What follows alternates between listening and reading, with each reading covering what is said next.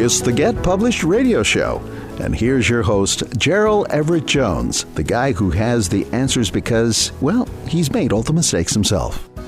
On today's show, our topic is handmade books. We won't go back quite as far as chisel and stone tablet, but consider today a retro antidote to all things digital. You know, there may come a day when toddlers open up their parents' hand-me-down children's books and press the pages in frustration trying to find hyperlinks that just aren't there. Yeah, dig Granny's scrapbook out of the attic. You'll find some great stories there. Hot ones, too. I don't know whether it's retro response to today's media, but there seems to be a lot of interest in books that get made one at a time. We're going to hear from Jacob Samuel, a fine arts publisher whose limited edition books are so carefully crafted, they're considered museum pieces even when they're new. So joining us now is Jacob. Welcome to the show, Jacob. Good morning. So, Jacob, what goes into the making of a handcrafted museum quality book? Well, I'll tell you. First thing is you should know about me and what I do is I'm primarily a master printer, and I specialize in etching, so that everything that I've published, pretty much everything, like 98%, have been books of etchings.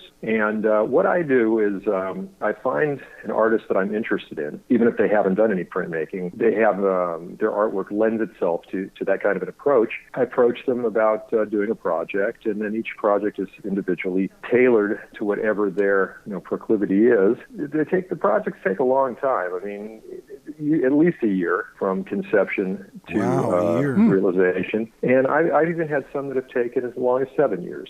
Oh, wow. So it's a different sort of event than mass market publishing. So the physical book itself is a work of art, quite apart from its literary content. Is that sort of right? Well, yeah, the book itself is a work of art. First thing, something I should say is, because I have such a strong background in printmaking, I will tell you how the interest in books came about. I was printer for the painter Sam Francis, who was a very well-known second-generation abstract expressionist painter who lived in Santa Monica, where I live. And I worked for him for 14 years, and he started a publishing company called Lapis Press.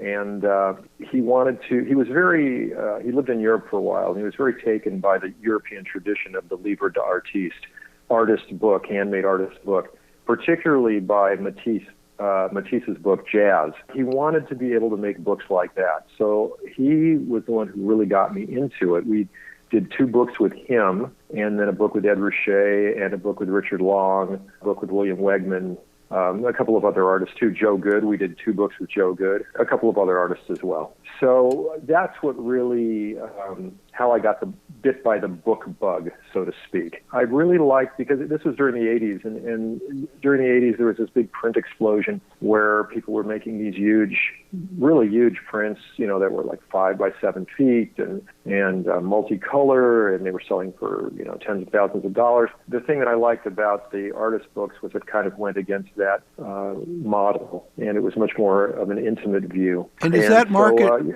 Jacob, is that market primarily in Europe, or do you feel as though it caught on here? Well, I think it's caught on here, but it genuinely began in Europe. I think it's either the European tradition. The great Italian. I'm trying to think of the earliest artist books. I'm thinking of Piranesi, which would be in the early 1800s in Italy. But these books were very large. The plates were large. They weren't, intimate scale, but they were bound and they were made as souvenirs, these books of etchings that would be, 18 inches by 30 inches maybe, and have maybe 20 prints in it, and they would be bound. And Northern Europeans who came down to Italy for the Grand Tour would be able to buy these books as souvenirs, because it was before photography.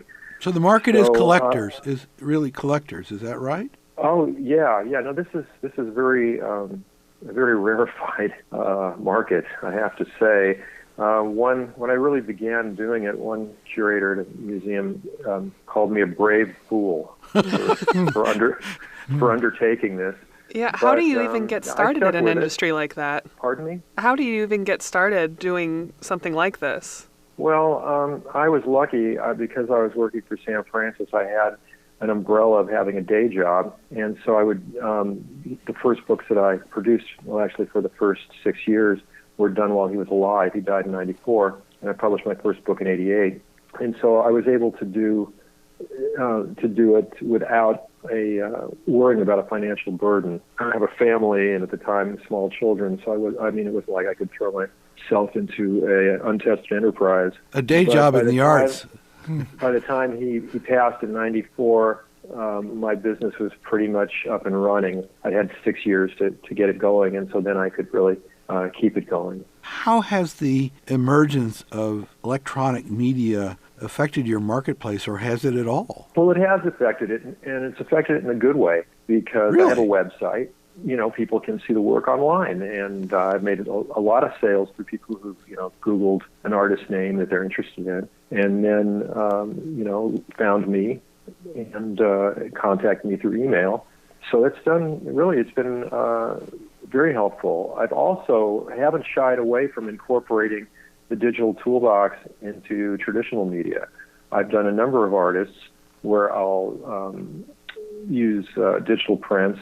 I work with a really great digital printer named Anthony Racco. I rely on him to do really fine digital printing, and then I can print etchings on top of the digital prints. And it's really beautiful. I've done it with an artist from Spain, an artist from Venezuela, an artist from Berlin. I work internationally, so it's nice to be able to incorporate digital technology. So I would imagine that the printmaking. digital media actually facilitates your international contacts as well. Oh, yeah, sure. And I did one project with an artist in Berlin, and we've never even met. We did the whole thing with him, FedExing me some inks on Mylar, drawings that he did in ink on Mylar, and then I made those inks on Mylar into digital files and made photo plates of those. And, Well, very cool. We should emphasize, if people want to Google or Bing, it would be Editions Jacob Samuel. Would that be right? Yeah, Edition. There's no S on the end of that. Oh, Edition. Yeah, Edition Jacob Samuel. Edition Jacob Samuel. And you've actually had music. I think didn't I go to a museum exhibition that was basically dedicated to your work? Yeah. Arm and Hammer. Well, my work is, the work that I've published is in museums all over the world. From, every country in Europe, and the National Gallery of Australia, Tate Gallery in England, and in New York, Museum of Modern Art, and the Met, Metropolitan Museum of New York, the Whitney Museum, San Francisco museums, and Art Institute of Chicago. And so, the thing is about what I do, actually, is my main audience is museum curators. The projects that I do are for people who like to look at work under a magnifying glass. Well, that's very cool, Jacob, and we're going to have to cut it off there. But again, Edition Jacob Samuel, thrilled to have you. Okay, thank you. Thanks for calling. Get Published Radio will be right back after this message.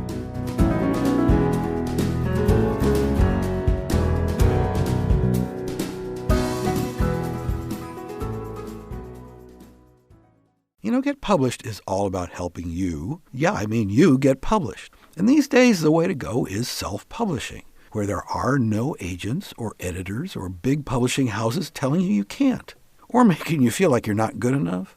Going back in history, many famous authors were self-publishers. With his own printing press, Benjamin Franklin published Poor Richard's Almanac in 1732, long before he was a famous statesman.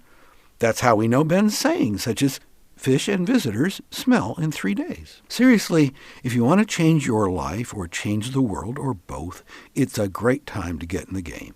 Ebooks are particularly easy. With a click, you can reach a worldwide audience. Did you know that there are more people in China who read English than those of us who use the language in all the rest of the world? So if you've got a story to tell, write that memoir or that novel that's been percolating in your head. And if you're an established professional, or if you have a job you dislike or no job at all, give us that business or technical or even political book that establishes you as an expert who deserves serious attention. Yes, it's easy to get published, but understand you'll need help if you want professional results. Editors and copy editors help you clean up your prose. Book designers make the product eye-catching. And publicists help you be heard above all that social media noise. We have those support resources on our website, getpublishedradio.com. And there we've also got a request for services form, where you can get personal attention for whatever might be keeping you from getting it done. That's why we say getpublishedradio.com is your doorway to unlimited self-expression. Hey, it's all about the First Amendment. Use it or lose it.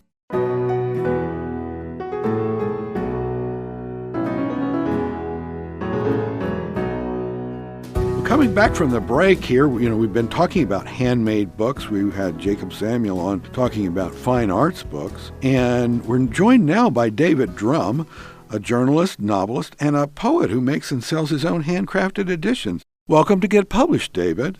Gerald, I'm glad I can join you. Hi, David. So I guess the definition of a handmade book is obvious, but what kinds of one-of-a-kind books are there? For example, what is a chapbook, and how is it different from a scrapbook? Well, my definition of a chapbook, Cheyenne, is a small book. A scrapbook would be something maybe meant to be viewed by close friends and family. A chapbook is more like a regular book. You want the public to take a look at it. Could you tell me what kinds of books do you make by hand, and how exactly do you sell them? Well, what kinds of books? I used to advertise my press as one-of-a-kind, but handcrafted, individually assembled poetry chapbooks in color. They're a combination of words and graphics. If you know the book Jazz by Henri Matisse, the cutouts are world-famous artworks, and not to be comparing myself with him, but I try to incorporate some of that along with words, poetry in my own books. How do I sell them? There are a few vendors. Printed Matter, for instance, is a big bookstore in New York that has a lot of them. There aren't many vendors here in Los Angeles. Most of these books are acquired by university collections or private collectors. How do I sell my books?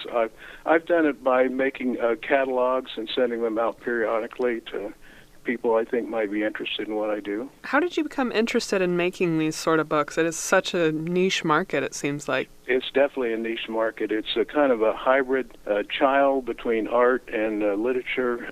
I became interested by working on my own poetry at the Beyond Baroque Poetry Workshop. I was experimenting around. I underline a few words in magic marker in color, and I felt that really changed the words. It shaded the words in a way that was interesting to me. So I went from there to maybe using, cutting out some paper shapes and putting them with poetry, and from there to stapling a few sheets of paper together and actually making a little book. And I had no idea that there was such a thing as artist books. That's the official category, is artist books. Artist book. But I made a few, and I did a little private printing of a book with and took it around the bookstores and tried to sell it. I think George Sand took one on consignment, but I stumbled upon a little art book gallery called Artworks on La Brea, and they took several of my books and sold them, and then I thought I was off and running until the bookstore closed. We should clarify that's La Brea in Los Angeles for our listeners at far field. That's right. I'm sorry. We're all over the world. Yes. But you told us recently that you attended an exhibition in Los Angeles. Can you describe the different kind of work that you saw there? Pretty difficult, because any kind of combination of words and graphics and pictures that you can imagine was there at the David Geffen Museum. I think they must have had several hundred vendors, artist book vendors from around the world, ranging from the real high-end art books like the German art books to a lot of handmade type books that people put together with here and there. It was my head was reeling when I walked out of that art fair. There was so much to see. I just took me a while to get over it. Well, you mentioned something that I thought I hadn't really heard of before, I don't think, was it postcards? You may be thinking of mail art. Oh, that's it. What's that? Yeah. See, I don't know.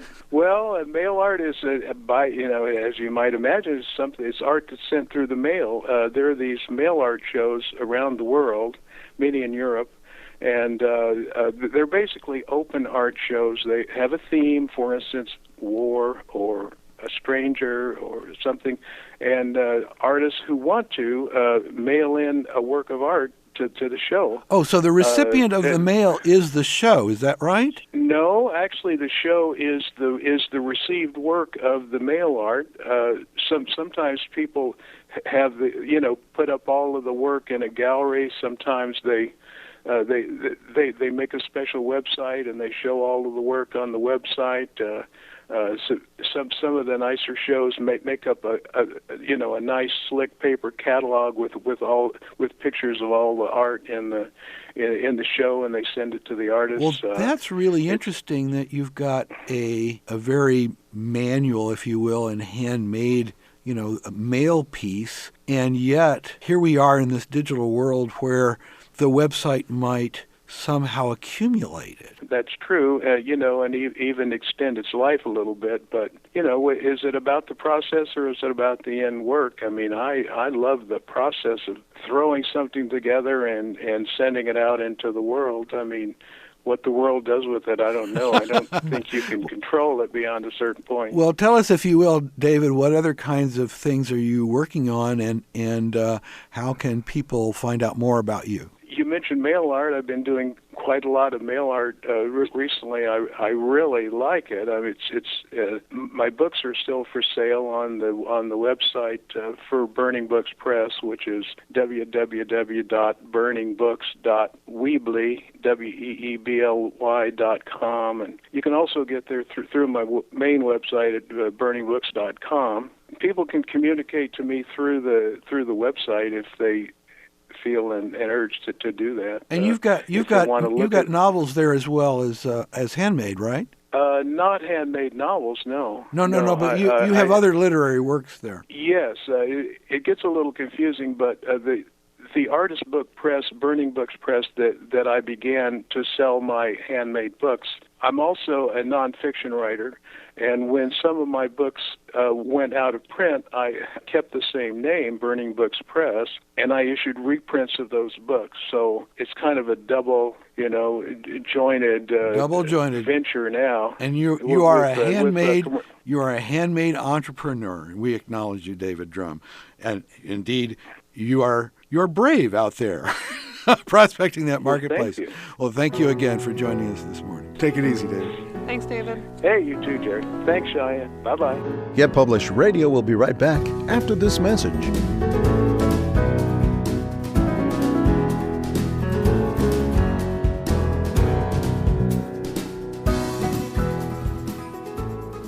In all the history of the world, with today's technology, it's never been easier to get published, to self-publish your printed book, ebook, audiobook, even multimedia ebook. And not just novels and memoirs, or how-to books and histories, although if that's what you've got, let's have it. But also poetry, spoken word, graphic novel, cartoons, children's picture book, interactive video, games, virtual reality, and imaginative mashups of all this stuff. Get into the game. Along the way, you'll no doubt need some professional help from an editor, a book designer, a publicist. But isn't the investment in yourself worth it? How about you take the money you'd spend on your next vacation and get famous instead? GetPublishedRadio.com. That's our support website where we've got links to all the resources you'll need. And don't forget that request for services form if you crave some personal attention. That's GetPublishedRadio.com. Hey, it's all about the First Amendment. You can use it or lose it. Runke Productions, the audio magicians, can take your radio shows, podcasts, audiobooks, and ads from the streets of New York to the outer reaches of the galaxy. I think we need more echo at the end of that. Look, visit us at runkeeproductions.com. I still think we need more cowbell.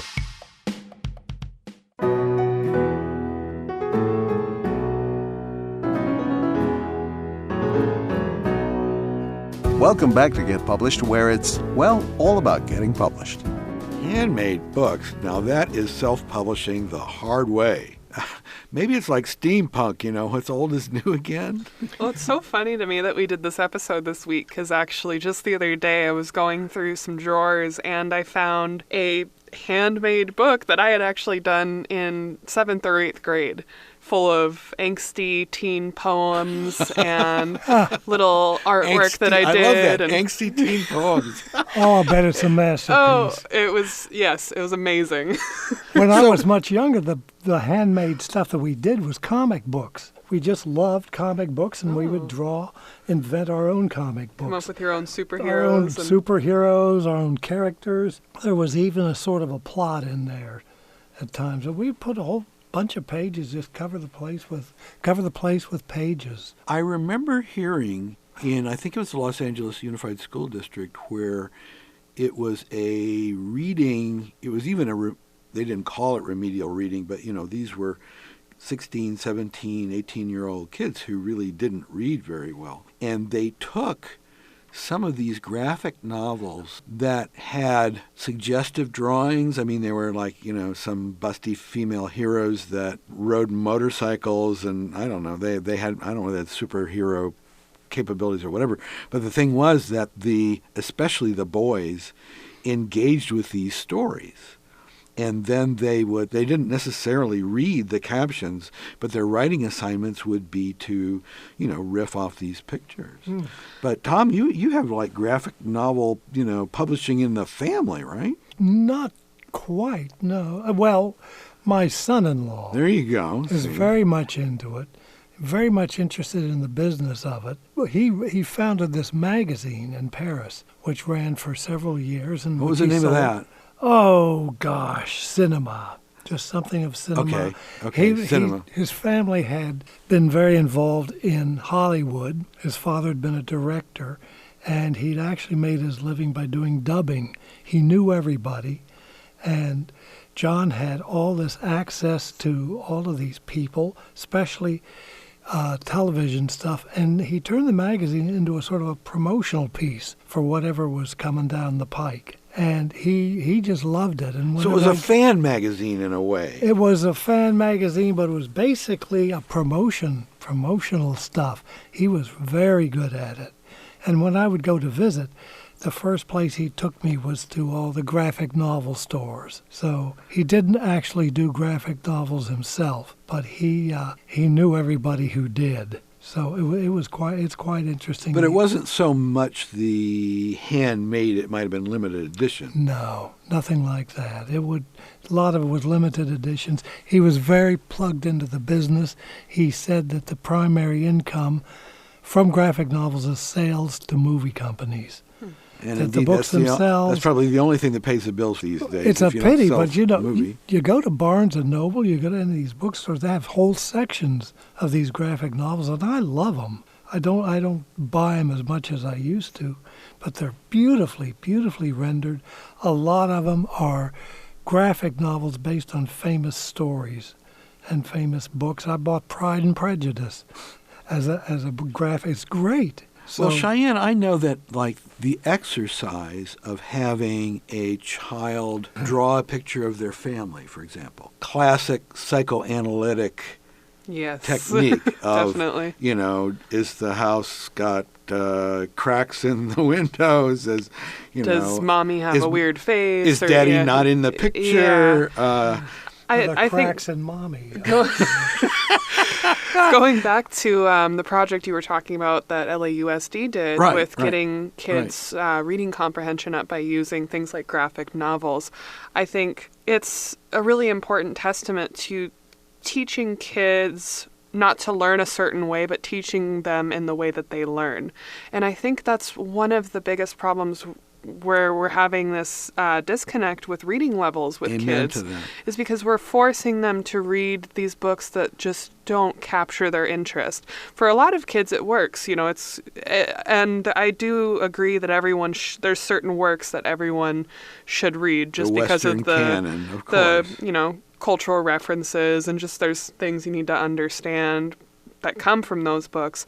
But letting kids read what really speaks to them is so important, and it's something that we're just now, I feel like, starting to emphasize. Back to not only what David was doing with his handmade poetry, but also with our mantra about self-publishing, maybe one way to encourage a child is to have them make something that looks like a book. I mean, you're going to start with your drawing. You start with your poem. You maybe start with simply your hand-lettered, whatever it is, but then binding that into a pamphlet or something that has a cover, and then that as a what?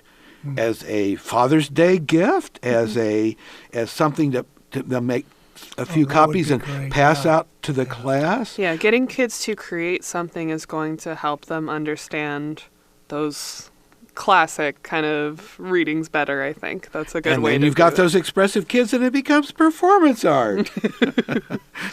So we've hit all the high spots today. Thank you, guys. And that's our show. Get Published is all about self-publishing and self-expression, and that getting published and the ease of getting published these days is really all about exercising the First Amendment in this free society of ours. What we need these days are more ideas. Even though we're deluged with information, we need more good ideas. And we need debate about those ideas. Book-length debate, not just snippets that are posted on social media, not just selfies and cute pictures of your pets, the things that you really think. And remember, because in self-publishing there are no gatekeepers out there, that is the good news and that is the bad news. So hire some good help. Perhaps you found that here. You may find it on the website, whatever you're looking for, whether it's an editor or a book designer or somebody help you promote. But hire good help, get good advice, and by all means, please get published. The Get Published radio show with Gerald Everett Jones is produced by Runkey Productions. Our producer is Lori Marple and your announcer is Bill Navarro. Music by Jason Shaw. You'll find links to support services on our website, getpublishеdradio.com. So whether you're an author, a publisher, or a self-promoter, get help at getpublishedradio.com. And thanks for listening.